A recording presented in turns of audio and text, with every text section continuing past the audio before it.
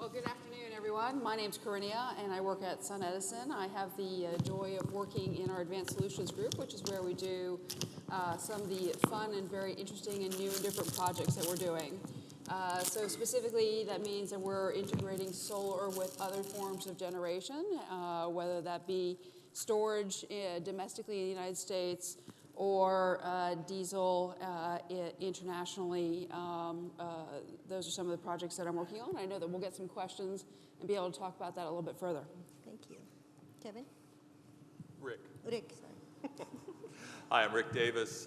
I'm the Chief Strategy Officer of Revolve Solar. We are the largest Austin-based solar company. We do residential and commercial solar sales, design, installation, primarily here in Texas and California. Actually, the bulk of our business is in Northern California, but we continue to grow here in Austin and Texas as well. Handoff. Hi, I'm Danielle Murray. I am the Solar Energy Services Manager over at Austin Energy, which is, of course, our friendly local electric utility.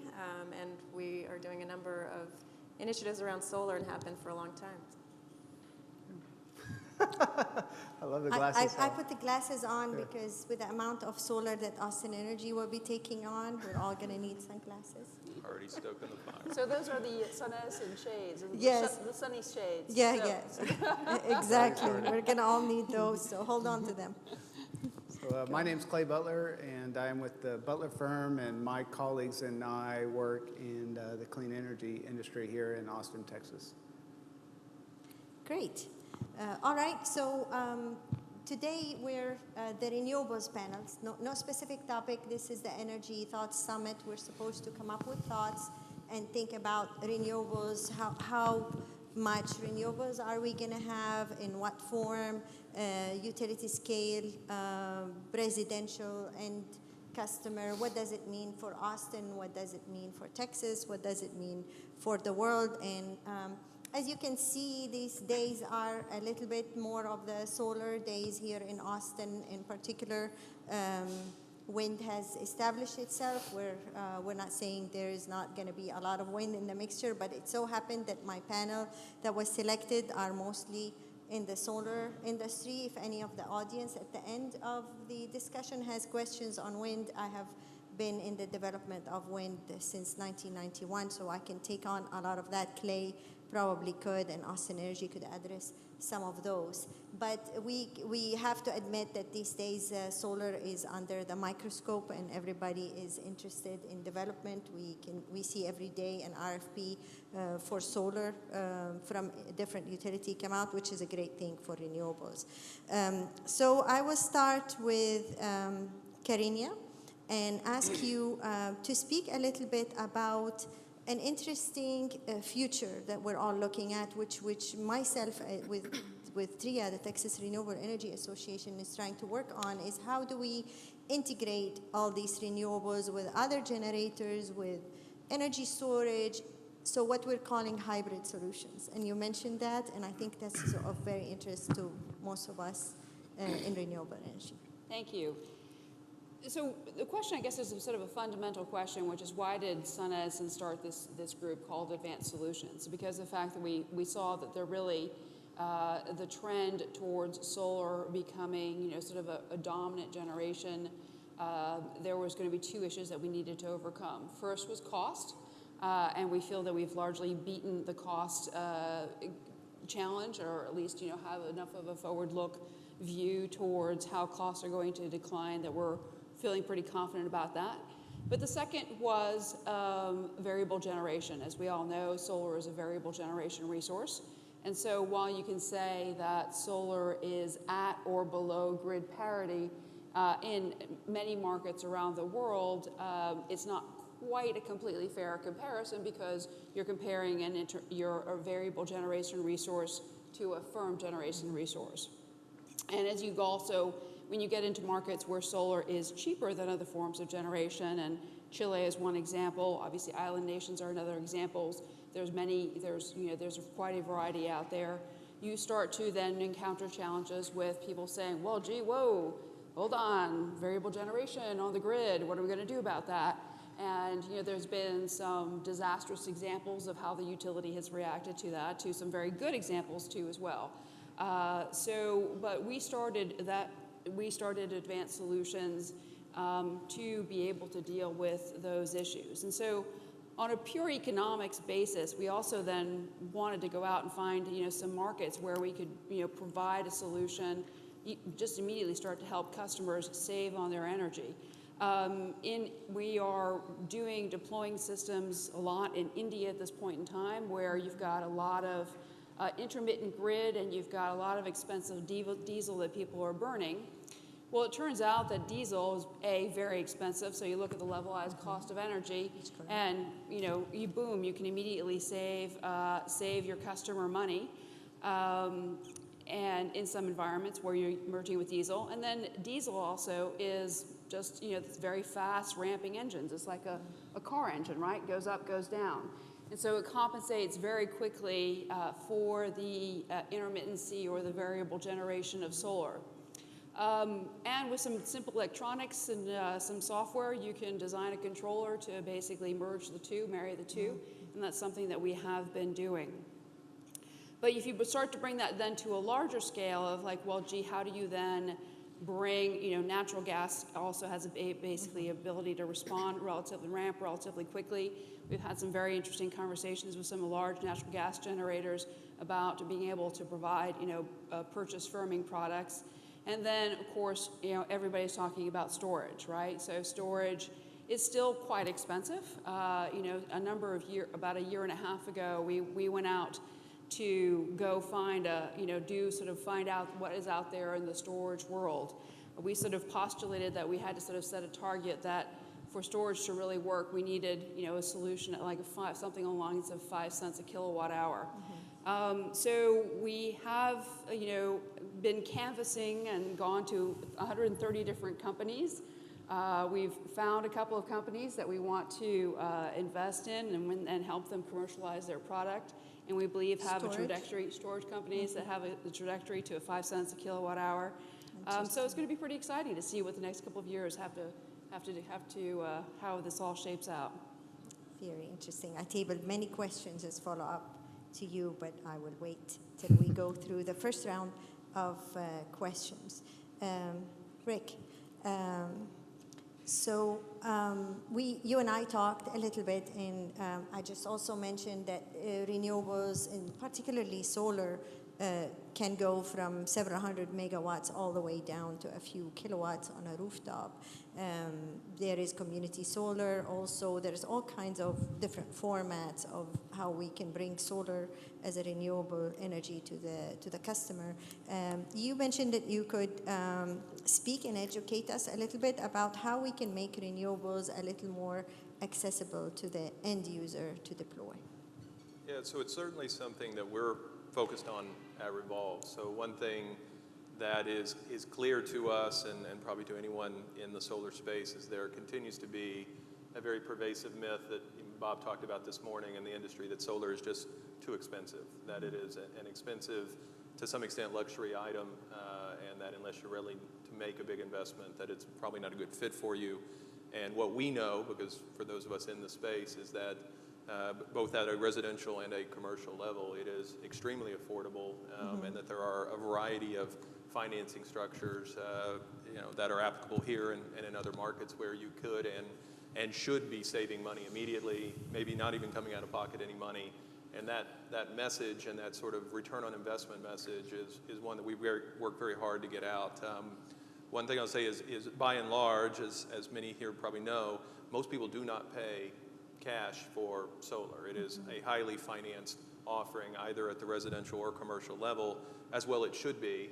It makes a lot of sense to finance it. There are other places, if you have other places to put your cash, why not use somebody else's money to do it? But there are a variety and a growing number every day of financing structures available that we believe just in general makes solar much more accessible to many people. And so, most folks read and hear about all the lease products and the third-party ownership type products that SolarCity and others have made popular that have been going on for quite some time. There are a variety of loan products out there, power purchase agreements, literally for the smallest home up to, obviously much larger commercial. And so, and there's a variety of flavors of that, of sizes and rates and structures. And some of these are very compelling. We spend a lot of time at Revolve, understanding where our customer is, tax appetites and, underwriting, how underwritable are they, how financeable are they? And there are a variety of structures that, if you get to really understand people and understand, what's the optimal structure for them that's going to give them the greatest return, we think it makes it, more accessible to your point, but also, ideally leads to the happiest customer. PACE is a great example of this, of a relatively new structure that is becoming very pervasive in California. I think it's a real landmark change. And for those of you who aren't familiar with PACE, this is property assessed clean energy as a financing structure that is in essence sort of a loan, but it sits on your property tax bill instead of a traditional financial instrument. And it's particularly compelling because not everyone has if on a residential level has a 700 credit score or whatever it takes on a small business level to do it, but they very, very well may have a property that is in essence financeable. And so it's a great way that we're able to help people get solar that might not normally have thought they could afford it, might not have fit well into a single financing type structure, but immediately are almost on some level pre-qualified simply by virtue of the fact that they have, a property that has a certain value that they've paid their mortgage or their whatever it may be on, that that they don't have liens against, and it's an example of these new and sort of innovative financing structures that we certainly endeavor to find what's that right fit, and would love to see things like that come to Texas and become more pervasive here as well as some of the other markets that we operate in. But it's very much that sort of educational engagement approach that we take, and sort of listening and figuring out what's best, and then ultimately providing what we believe those options are that are the best for them. And we could certainly stand to see, we believe, more and more of that, because it's going to take a lot of work, we think, to erase the myth that Bob talked about, because flat out it's very affordable. Yeah. And if you have a south or west facing unobstructed roof and you're not putting it on, you have not been well informed about the financials around solar. And I'm coming back with you with specifics. Danielle, this is a nice transition, the way you're sitting. So we're talking about, the residential and all of that, but we know that you have a program at Austin Energy going into community solar, which is something that we know has been rising to be of interest, and we're really curious to see how Austin Energy sees the community solar working, and at which level may it be deployed, and how can it be incentivized, and how is it really going to work? Yeah, so it's great that we have these increasing numbers of financing options for homeowners and businesses to go solar, and it is great to see the number of different opportunities there expand, particularly so those homeowners and business owners can have ownership of a system and recoup all of those savings for themselves rather than just giving them over to the banking industry. So we're really happy to see PACE starting to roll out in Texas, and we have a program with our credit union here too to provide low interest loans to homeowners to go solar, et cetera. So we continue to look at those options for homeowners. But then there's a whole other class of Austinites who, so I'm going to move this down, who perhaps are homeowners but have a shaded roof, or again, they can't pay those upfront costs. But also we have all of our renters and our citizens who are living in multifamily buildings who don't have a roof to go solar on. So we're looking at options to expand access to solar to those types of customers. And what we're hoping to roll out next year is our first community solar program. It's going to be a project on the east side, so actually out around Springdale and Airport Boulevard, somewhere between a 2 and a 4 megawatt project. So a ground mount. It's co-located with a substation out there, so there's some nice synergies. And we're still in the midst of both selecting a vendor for that and also in designing the actual program. So we've been soliciting input from the public, and we will continue to do so over the next few months. doing some more market research, but we are looking at a program that would allow those customers who can't go solar at home to enroll in the program and get the power from some portion of that plant credited towards their home usage. So we're really excited about broadening accessibility to solar for more folks here in Austin. Okay. More questions coming your way. Clay, you were going to talk, if I remember, I didn't even write it down because I remember. Oh, okay. Well, we all know that there is a lot of solar renewable generation growth in West Texas. There's practically thousands of megawatts in applications for solar, utility scale solar in West Texas. So you were going to talk to us a little bit about what is the economic driver behind that growth. Sure. Actually, I want to divert just for a second, and then I'll tie it back. I was watching the startup panel just, I think, 2 presentations ago, and was really inspired because those startup companies are fairly successful, but they all started with a very unique story, and it was a story about how can we, use our creative minds to tackle and create innovative solutions to help our fellow man and woman. Right? They all started. We heard about energy poverty. We heard about Colonel Kopsner and his background in the military, which I really comes home to me because I'm a veteran and believe in a lot of those same things that Colonel Kopsner spoke to. But that's all fine and good, the feel-good story, but those companies are successful for a reason. It's because they're profitable. And if you've been following the solar market in Texas, solar is also another feel-good story. It feels good. You're using sun power. It's a renewable fuel. But in the last year, if you follow ERCOT, they have what's called an interconnect queue. And if we looked at the interconnect queue, and it's all the generation resources that are applying to come online. And not all of them are actually going to be developed, but it's a good indicator of what's going on in the market space. And we looked at that about a year ago, and we were under a gigawatt or 1,000 megawatts. And I was been tracking it. I pull it up every month. And 3 months ago, we were at around 3 gigawatts, which is pretty high. And then in just 60 days, we went from 3 gigawatts to 4 gigawatts. And so what's going on there? It's not a feel-good story because these companies are putting serious development capital. These aren't 2 guys in a truck. These are publicly traded companies putting a lot of money up to develop these projects. And it's economics, and it's supply and demand. And so I'll talk about the demand side. We are seeing, I'll talk about 2 areas, basically contracted power, and then we're seeing merchant opportunities being realized. So on the contracted power side, we obviously have RFPs coming out, like Hala mentioned. An example of that would be Georgetown, that just issued a 150 megawatt RFP for solar. Yeah, that sounds kind of small compared to what Austin may be going for here shortly. And but look at it in perspective. Georgetown has 15,000 customers. The city of Austin, I think it's 430,000 customers. So if we just look at a megawatt per customer basis, we're at 0.01 megawatts per customer with Georgetown, and 0.001 megawatts for Austin with the 600 megawatt piece that just passed recently. They're 10 times more aggressive on solar for a small community in North Austin. And so we're seeing these utilities become more and more aggressive with solar. And why are they doing that? We're also seeing on the wind side, not just utilities, but very large corporations going direct access to renewables. We saw Microsoft recently.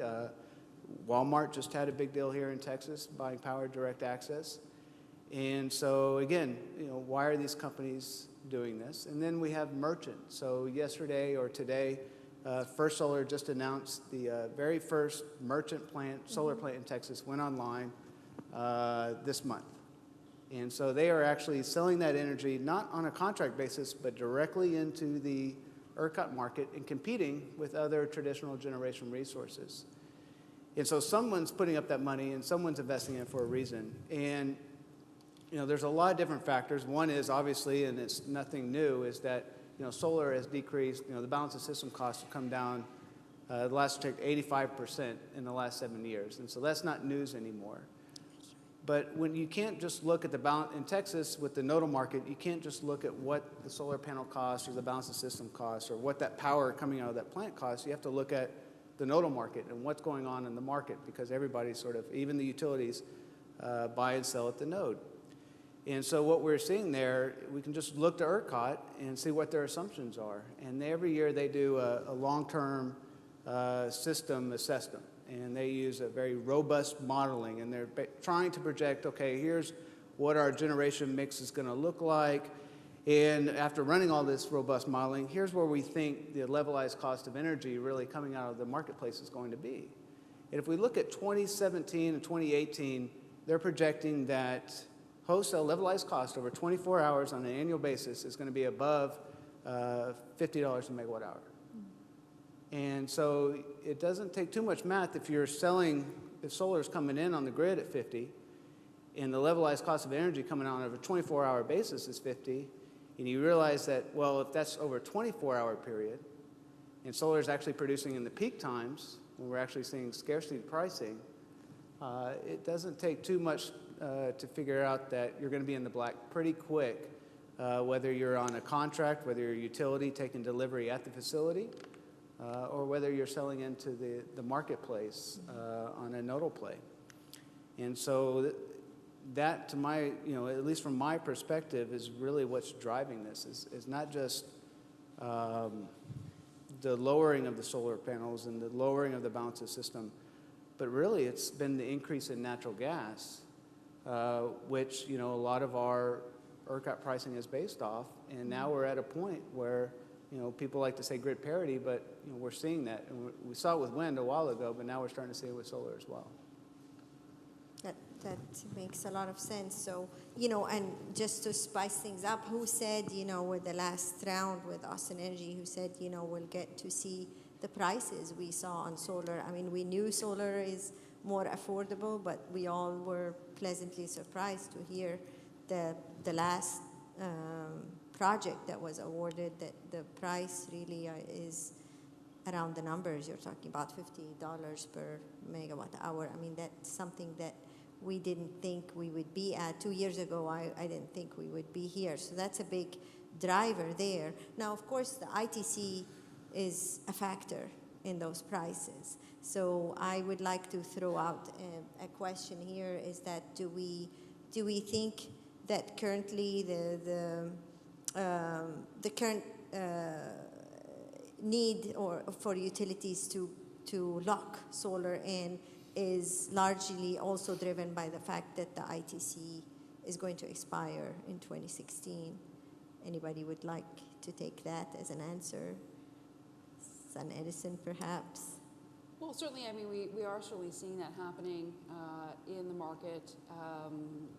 Utilities, even those in California that are somewhat overcommitted to their RPS requirements, are choosing to have chosen to make decisions to because to take advantage of the ITC. A lot of this, certainly whatever utilities are purchasing, if it's going to get built in 2016, the RFP, has already come and gone. It's been there, done that, right? These things take a long time to procure, and then some time to build too as well. So I think that for utility scale development, I think some of that window is starting to quickly close. Certainly there on the ITC. And of course, now the question is, what is really going to happen with the ITC? That's a good question too. Of course, it doesn't necessarily mean it's going to go away. We go through these cycles every single time with the PTC and ITC. We just have to wait and see what happens. So it's a cliffhanger. Well, and it's not going away either. It's reducing. Yes. Right, Yeah, exactly. Yeah. So I go on to ask on the Austin Energy side. You don't have to have the answers, of course, but the model of procuring quite a large number of megawatts over the next few years. How dependent is it on the ITC, and for how long? Yeah, it's certainly a concern, and we are well aware of that kind of 2016 cliff, and we have been talking about procurement well in advance of that to make sure that we can have it in the ground by the end of 2016. So that was, even with our existing goals and any other projects we wanted to do, there's definitely this looming deadline. Achieving even bigger goals like were passed last week by council definitely puts a lot of pressure on to get a lot of megawatts in a very short amount of time to try and do it economically, because the economics frankly won't pencil in 2 years unless there's dramatic reductions in installed costs to go with it. So yeah, it's interesting. It's definitely, like you said, we're kind of in the squeeze right now. We've got 2 years to do a whole lot of projects, and I think you're going to see a lot of effort from a bunch of utilities, not just AE. So with all that said, and as I sit and watch this, sometimes I wonder, is that, you know, the goals that utilities are setting, municipalities in particular, which is wonderful because it's allowing us to grow in renewables despite, you know, a drought in the policy and legislation side, which is really being leaders. I'm wondering if that's going to be a driver to be more innovative on the end consumer side, on the community solar, on the residential, on the rooftop of malls, on commercial buildings. As part of my job, I watch the nodal prices, and you can see that when you put solar, which is peaking on load centers, which is, you know, inside cities where you can only put it in small scale, you really can make solar a lot more profitable because of the fact that the nodal prices are high. Do any of you see that a large portion, perhaps, of the goals of the different utilities and municipalities will eventually come from, not on a large part, not from the utility scale, but really from the end consumer? Clearly, that's what we believe, right? I mean, it's very much a power to the people mantra that we have at Revolve. I mean, we were obviously big advocates of distributed generation and the efficiencies that are gained by doing exactly those sorts of things. And I do think that you will see a lot more innovation in those very types of areas where the economics have become very apparent, that there are benefits to be had on the DG side versus setting something out, you know, 1,000 miles out in West Texas. So more and more, particularly as your IT, you know, as your IT window closes, or ITC window closes on doing large projects, you know, our timeline to get something done on a rooftop or a business is far smaller than it is for doing something large scale. And so I think we will have a big opportunity here in the upcoming couple of years as there's a general desire to move more product that will cause costs to come down and allow financing to be even that much more attractive. And some of those economics you're talking about are also working in our favor because there is just inherently a lot more efficiencies that can be gained through that distributed generation model. It's two-level, you know, on a utility scale, you have the economy of scale that drives your costs down, but you have to place your project far away from load because you need more land, so therefore your nodal prices that you're capturing there are lower. You bring your project to the load center, you can build something smaller. It's more expensive to build, but you're capturing different prices. So I go on to the next question, which is, I ask myself these goals that, for example, Austin Energy have, and in different levels, both Clay and Danielle have been involved in this. Do they take into account the rooftop to calculate the goal, and is it the rooftop within the Austin Energy boundaries? You wrote it. You want to speak to it? You know, this is one of the areas I'm most interested in, is the innovation that's going on in utilities across the United States. I just read an article a couple days ago about New York City and Con Edison, and instead of sort of taking a status quo approach, they're really saying, well, how do we not only embrace, you know, sort of what's going on, but how do we get ahead of it and make it part of our business model? And, you know, through their smart meters and their demand response, and actually sort of co-partnering on ownership of the distributed generation resources and the storage resources. And we're starting to see it happen all across the U.S. is that, you know, you have some utilities that obviously, you know, they come from a traditional background and it takes time for change to occur. But then we're also seeing utilities embrace the change and really say, okay, well, you know, we're not going to be the, We don't want to be the landline telephone company that was sitting around when cell phones blew by us. We want to be part of this.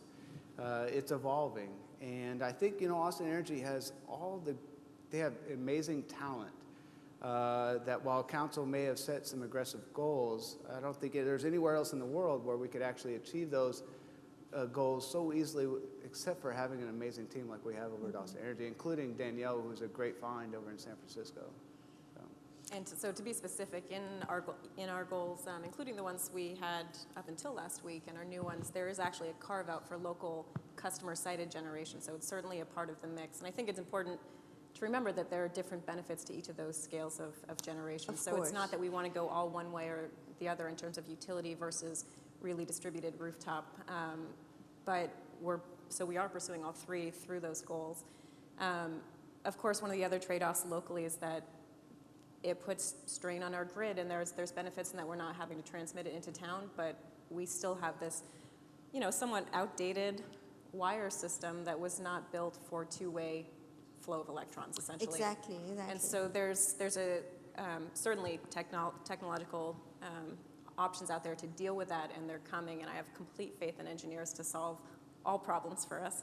But there's a cost that comes with it, and there's also just a time issue in terms of having those technologies readily available and commercially available for us to deploy at scale. So again, that's another trade-off of the speed at which we roll this out. We've got the ITC looming, so we want to move fast, but we don't necessarily have those technological options in terms of the smart grid available to us today. We have parts of it, but not maybe the complete picture. So that's certainly one of the things that AE is going to have to figure out as we move forward in meeting these local goals. How are we going to put all this new solar, particularly the distributed solar, here in Austin on some of our feeders that are already showing constraints? For example, we had a moderator earlier who lives out in Steiner Ranch.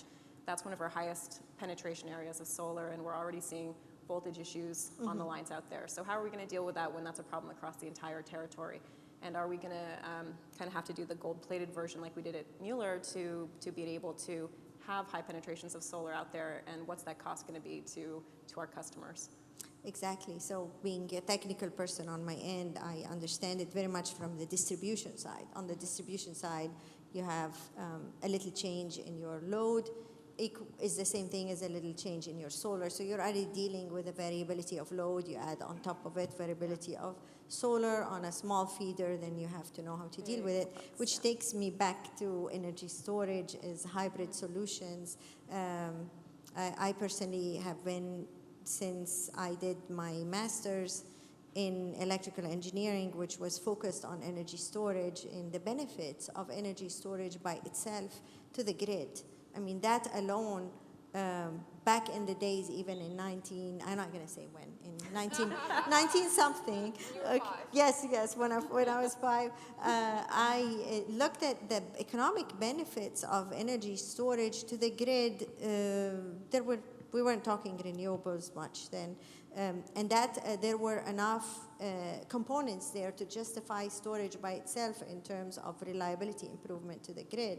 And now we're looking at, renewables, yes, becoming a lot more affordable, and we want to deploy them, but we want to find a solution so we can deploy a lot more than what the load profile can take. So energy storage comes as a natural solution, which is two-bladed. I'm just going to take a minute to explain just one thing before I ask you the question, is that the handicap we have in our current structures is that because the energy storage is going to be deployed on the developer side, there is no way to reap the benefits of the reliability of the grid improvement because it's not deployed on the utility side. And that's something that I think if we can overcome, then we can really make energy storage effective cost much lower. But now, because it's being deployed along, or proposed to be deployed, for example, along with a solar project, then the utility does not have control over operating it, therefore they cannot quantify the benefits of how they can use it for ancillary services, for for not cycling their generators as much, etc. So that's something to keep in mind. But I think SunEdison hybrid solutions now are not even looking at the reliability aspect improvement. You're looking at the cost effectiveness of having energy storage with your solar development. Correct? Not necessarily. Oh, no. alone. No, not necessarily. So I think it's completely modeled. It's completely model and market dependent. And so you've got to figure out. I mean, so ultimately, as was mentioned, we're a for-profit business, and this is all about trying to find projects that are profitable. So it's all about figuring out the projects that currently that make sense economically. So we're not wedded to any one business model. We really just sort of go into a market and try to figure out each individual local market, what is the financial model that can work, and which is also why we choose to not operate in some markets too as well. But so some of you may be aware that FERC also decided not too long ago, I think it was about a year and a half ago, that we do need to start finding ways to pay for some of these value streams that are being provided to the grid by storage. So PJM's market is one of the more advanced market, and certainly ERCOT is obviously pretty smart too as well, and I'm sure you guys will get there. But PJM has implemented their fast regulation, their fast frequency payment to basically recognizing the fact that most of us know that the grid operates at 60 hertz, and so it needs to stay at that frequency. And so the grid operators, as you mentioned, load comes on and off, generation comes on and off, and that there's a desire, the frequency basically wants to change as a result, and they need to basically keep the frequency there. So certainly that's where storage assets are being used in PJM, is to quickly compensate, because chemical storage can very quickly respond. They can quickly compensate in order to be able to regulate and keep the frequency in control. And so that's a payment stream that is being monetized now in PJM.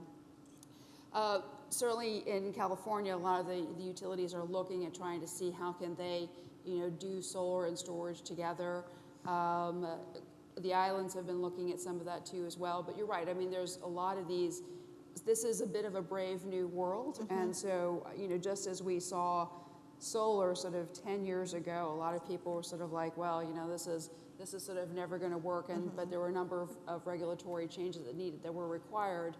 I think we're going to be there with storage too as well. But I think it was a study, and I think it was somebody put out the fact that there's 32 different revenue streams that a storage asset could monetize. There's 32 different values that it could provide to the grid in offsetting, T&D upgrades, frequency regulation, VAR control, and then of course, that's on the utility side. You get on the customer side, and you've got the demand charge reduction. Then of course you can aggregate, and you can do, aggregate and sort of do load reduction for the utility too as well. So it is a bit of a brave new world, and everybody's sort of trying to figure it out. How do they stack these revenue streams? And some of them are stackable, and some of them are self-cannibalizing. So there are some things that you can do where you don't want to do is use a battery to do two different applications, because the one application basically destroys the battery functionality for the second application, if that makes sense. And going back to the choice of word hybrid, so SunEdison is not looking at just doing a solution of storage and solar necessarily. You're looking at adding storage to your mix of development, so you could be looking at simply just storage in some markets as a product, correct? Yep. Okay. That's good to know, because. And so I think really for us, it's all about figuring out what works economically in that market. I mean, so obviously EPA regulations wouldn't allow you to, blend solar and diesel in the United States. That wouldn't really make sense either. But internationally, you can do that, and it does make economic sense, and we're providing cost savings. So it's really about having to have the market smarts and understand the right solution for that market. I have to take you with me to Jamaica. That's where I'm trying to find a solution for. I think that will work perfectly. Islands are definitely the best place to deploy this storage, definitely, Yes. as a hybrid, as an integration. And islands also need independence from fuels and other things. So There's- renewables plus storage so is perfect there. The challenge about islands is volume, right? So you think about these islands, right? So many of them are individual countries, right? They have their own sets of laws and regulations. You know, are you going to like figure out and optimize a solution for, you know, one island that has a 10 megawatt load? It's going to be a little bit difficult to do, right? You need to sort of figure out how to sort of try to approach that at a little bit broader scale. Exactly. So islands are a unique challenge. I think another challenge associated with islands, because everybody always talks about this, and you know we've been working in this market for about a year. People underestimate just how much government subsidized fuel for islands, right? So you've got, you know, the end user is not necessarily feeling some of the pain. They're not really seeing the true cost of fuel, you know, but you know, you've got to convince the government the fact that the fuel subsidy that they're providing, you know, there's a better way of going about doing that. And so then you're selling to the end user, the utility, and the government at the same time. So it becomes a little bit of a tricky sale. So, but certainly, you know, there certainly that is obviously a market that everybody recognizes.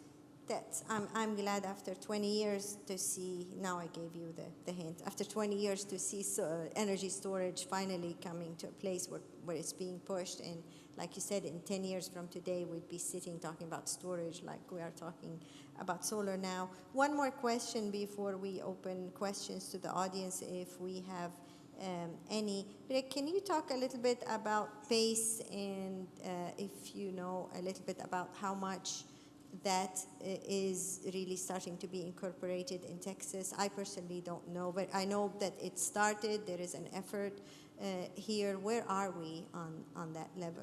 You know, Danielle and Clay may both know more about that than I do.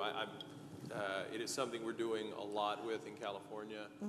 It has been written about and talked about a lot here in Texas. I know there's an initiative underway for certain cities to get together and try to get behind that. All I would add is that it really is a door opener in the market for a lot of underserved segments or subsegments of the residential commercial market. So I am hopeful that we can find a way to do something similar here in Texas very soon, because be it on the energy efficiency side or on things like solar, it really allows us to, once again, make it more accessible to others. Indeed, and of course I could ask more, but we have a little less than 15 minutes left, and I wanted to see if the audience, I have tons of more questions, but if the audience has any questions, this is the right time. I've been here for the whole day, and I attended another seminar this week, and I didn't listen one single mention to hydrogen as a storage technology. What happened to the hydrogen technology in fuel cells?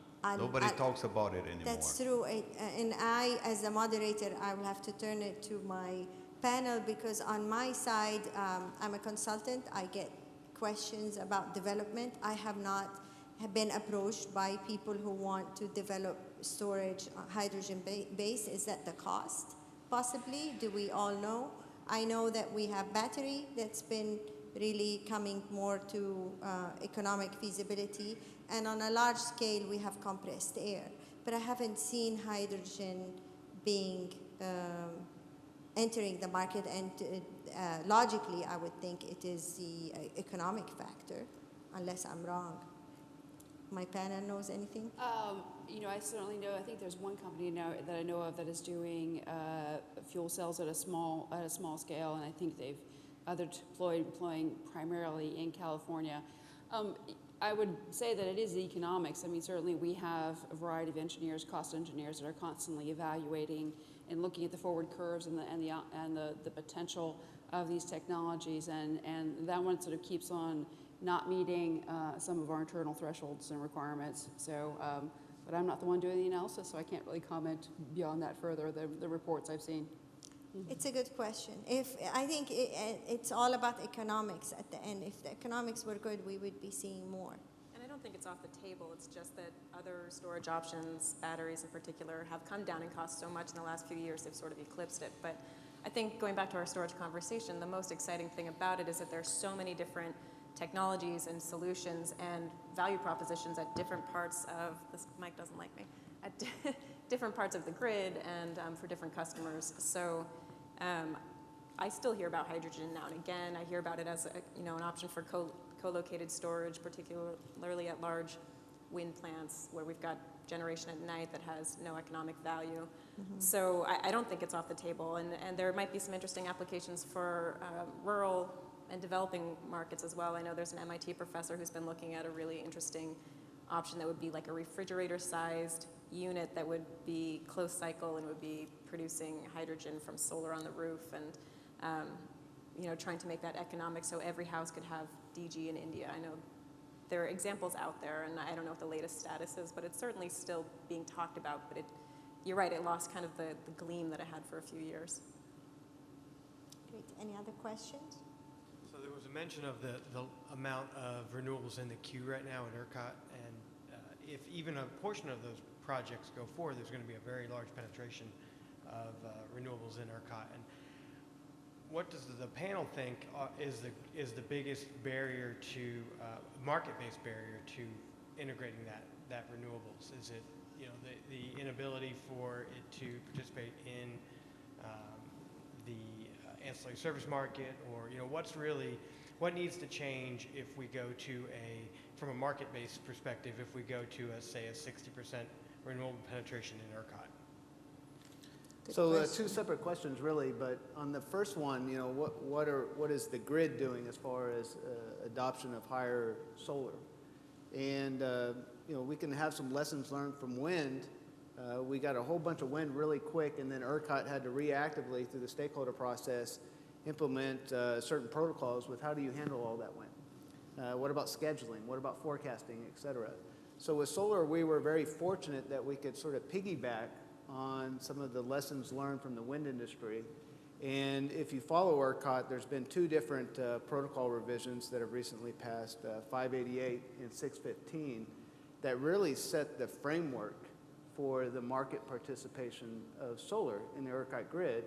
And it took the template of the wind, the lessons learned from wind, and essentially copied and put them in place. And now I think even ERCOT's even got an RFP out right now that's getting ready to close for forecasting, so that we have a centralized forecasting system, and the developers can communicate through a centralized platform with SCED, the software that ERCOT is operating on. So that's the first question. And the second question is, higher penetration levels, and how does a grid handle that? And I think we're not anywhere near, those 60% levels at this point, but there are a lot of great smart people that are tackling that issue right now at NREL and Rocky Mountain Institute that have put out some amazing work showing just what really a grid can handle. And we can also look to other countries where they have much higher renewable energy fuel based generation resources in Europe and so forth, and also get some lessons learned from them as well. So I'll comment on that one too as well. I mean, I think that we haven't seen historically in the U.S. a lot of merchant solar being built. I mean, there's been much more merchant wind. Certainly, Texas is a liquid enough market that I think that has very good potential to be the first market or one of the early markets for merchant solar.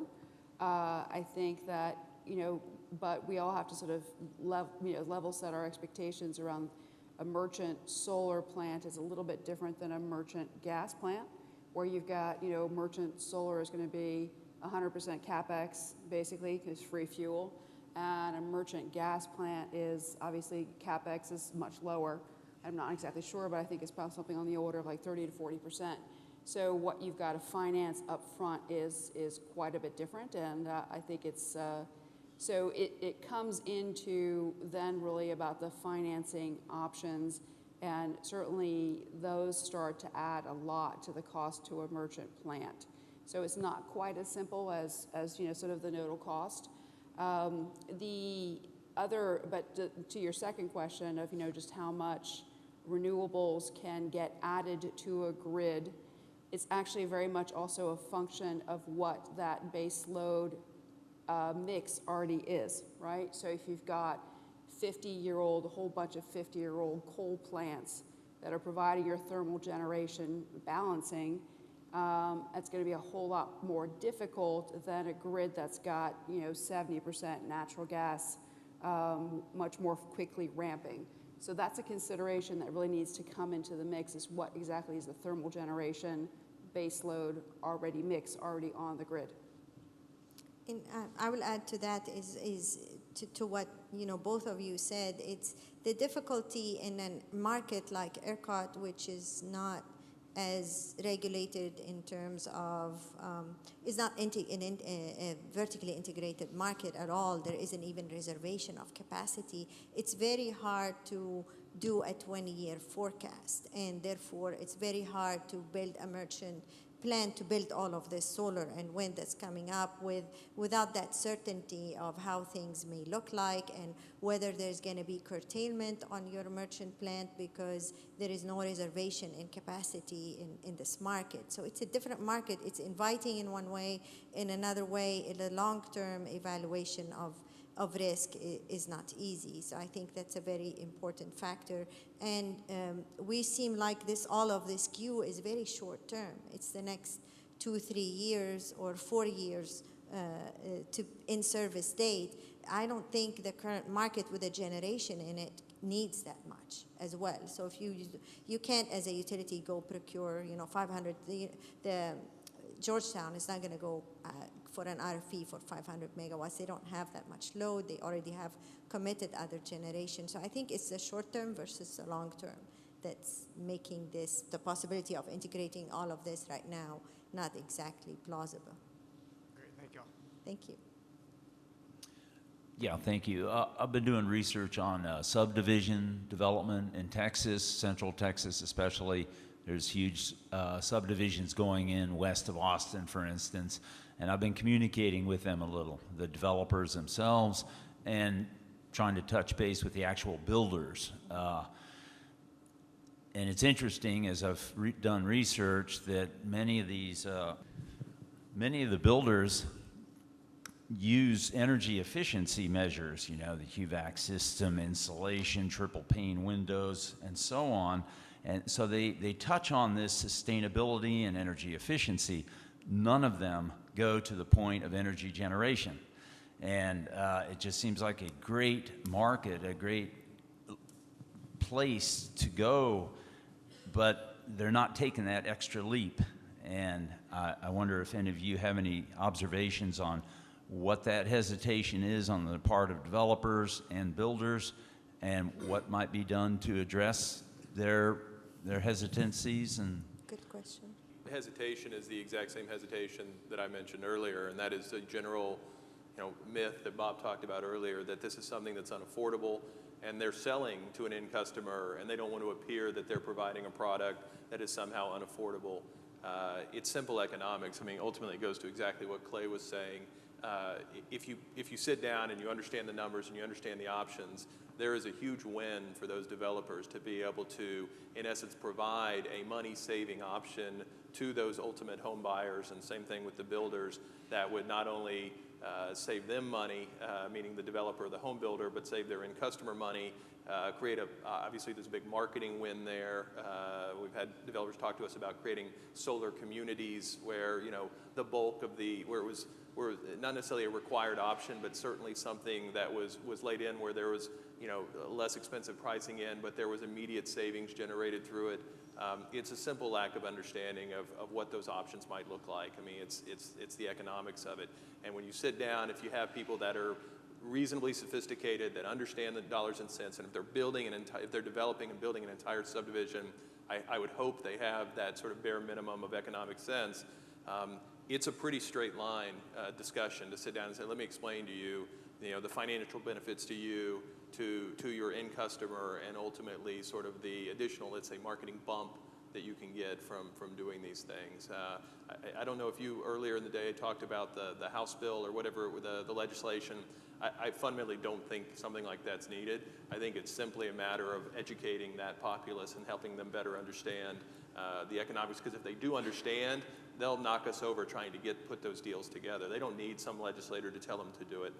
They flat out make financial sense. And in a new home development, by and large, at least the suburbia I grew up in, there weren't any trees, or they were like spotted ones here and there. And so the main impediment to making economic sense, like heavily treed areas, don't typically exist in new developments, at least not on any substantial way, in which case it is real good economics, real fast, it's easy math, and it shouldn't be a hard conversation. So is it taking the developer to understand, like, what's the number? Is it 5 years payback these days? Are you trying to like negotiate a yes, price here, yes, Hala, on yes, stage? right, exactly. But it boils down to saying, to being able to say to the buyer, the developer needs to say to the buyer, this is, you save this much, and by that time, so they're not being able to sell that, which is a nice question, why they cannot sell that to the customer. Well, it's even worse than that, because when you think on the development side, this is something that you can roll into your home mortgage, right? And so you're getting an extremely big win here, because there's a whole arbitrage issue with the ITC that goes on. I mean, so if you go out and you buy solar today here in Austin, Texas, and under Austin Energy, average installation, let's say, is around $25,000. You don't pay $25,000, right? After the ITC, after Austin Energy kicks in its mud, it's a pretty small amount. Your home price, however, has immediately gone up. Your home value, I should say, has immediately gone up at least $25,000 or more. You can't be property taxed on that extra $25,000 increment. So in theory, you could flip your house the next day and you've just made, a $15,000 plus improvement. And that just very simple economic understanding is just not something most people don't understand. Clearly, you're not buying solar as a house flip, but it's straight economics. You're not taxed on that. You get that benefit immediately. Depending on your financing structure, you're saving money immediately. There's not a lot of reasons, unless, hey, I got a big tree over my house, in which case Danielle's going to sell you community solar, and you're going to be able to benefit in that way. But the economics are pretty straightforward, and that's why I'm saying if you sit down, if a developer or home building group sits down and understands that, there's some pretty compelling economics behind it, and not something that you really need any legislator to impose upon us. I see a new TV show, Flip That Solar House. Flip that solar I know. My mind is thinking now. I go to those developers and flip their development immediately. Well, we do have a law here in Texas that allows HOAs to basically, in new subdivisions, to deny homeowners to put solar on their rooftops. So there is a legislative need to sort of address that, but, Right. that's not economic based. Yes. But we do have companies like SunPower that's teamed up recently with KB Homes in the areas where the market is right, that they are really taking off with those relationships. Well, presumably, Lights if the developer's involved, they're not going to create their own impediment to solarizing their community. Yeah. All right. I've been getting signals from here. We're reached the end, or a little bit over our session. Thank you for each one of you. This was interesting for me, and I hope everybody enjoyed this. Thank you.